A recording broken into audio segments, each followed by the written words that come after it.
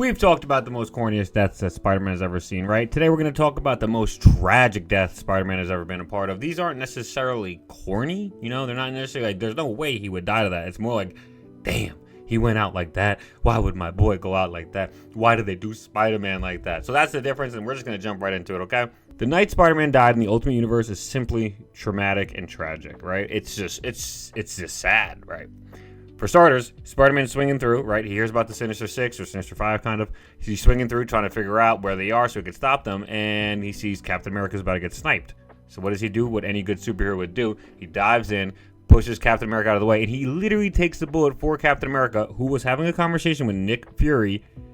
And then when Spider-Man wakes up, when he comes to, they're both gone. They're both freaking gone. Two superheroes just saw a kid dive in the way to save one of them, and he got shot for it, and they just left him. Like, that's crazy to me. That's not my Captain America, let me tell you that. Norman assembled Sandman, Vulture, Electro, and Kraven to take down Spider-Man. Spider-Man dispatches a Vulture pretty easily, and then handles the other three pretty quickly as well. When he begins to ask the crowd to call for help, Sandman surprise attacks him, and he's in the mix. Vulture, Sandman, Kraven, Electro, all taking their turns on him until Aunt May literally shoots Electro in the chest.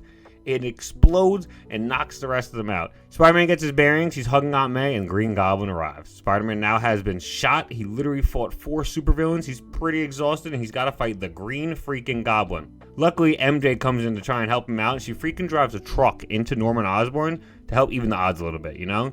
Spider-Man then picks up said truck and throws it back down on top of Norman. But when the truck explodes, it fatally wounds Spider-Man.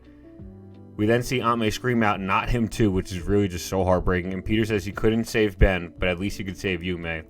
We also see Peter and Ben just walking together, and Ben says, "You did good, son." Peter dies in MJ's arms. This is just tragic. It's traumatic. Not only does Captain America, Nick Fury, and the Punisher not do anything to help Spider-Man this entire time. Spider-Man's got to rely on his Aunt May and another teenager to help stop 5 supervillains. People, what was happening in the Ultimate Universe? Like, this is a travesty. This is just a nightmare. Spider-Man was the only good beacon of hope in the entire thing because he had to do it all by himself. The other death we're going to talk about today is in Superior Spider-Man. This one is also tragic. It's just, I'm sure we've all heard of it. When you break it down, it's just really like, damn, it's really like that. Doc Ock switches bodies with Spider-Man, so now Peter Parker is trapped in Doc Ock's body. Doc Ock's body is riddled with cancer, so he's pretty much about to die. He's succumbing to the cancer as we speak, right? Peter and Doc's body has no real way to warn the rest of the heroes that his body's been switched. He makes one final attempt at switching with Doc Ock, and he goes into a final fight with Spider-Man. When Peter Parker and Doc Ock's body tries to use one final attempt to switch back, Doc Ock had already thought of this, and he plated his head with metal shelling so that he couldn't actually get into his brain. Doc Ock down Spider-Man's body, one-shots Peter Parker, Doc Ock to the floor. Peter and Doc Ock's body insist there must be another way out of this, but there really isn't. All of their lives and moments flash before their eyes, which then makes Doc Ock Spider-Man into more of a good guy. He has more morals now, but Peter's just left there dying on the floor, and he literally dies right there on the scene, talking about all he ever wanted was for MJ to be protected. It's literally so sad. It's so tragic.